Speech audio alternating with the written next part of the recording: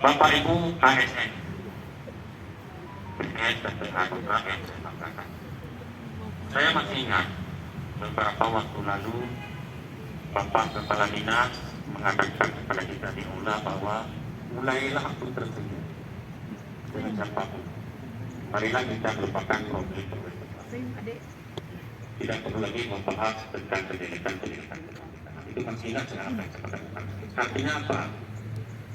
Artinya kita harus saling memaafkan. Mari kita menuju 2023 dengan yang lebih baik. Bapak Ibu hadirin sekalian, kalau di sini boleh sedikit saya bahas, bisa sampaikan di sini kalau boleh.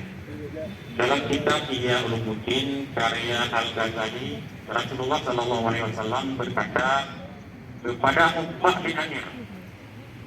Ya, sedikit saya sampaikan dalam kitab Ihya Ulumuddin karya Al-Ghazali, Rasulullah SAW berkata kepada ummah di akhir, ingatlah, aku memberitahu kepada tentang akhlak yang paling utama bagi orang-orang yang hidup di dunia dan akhirat. Itu kata Rasulullah kepada ummah di akhir.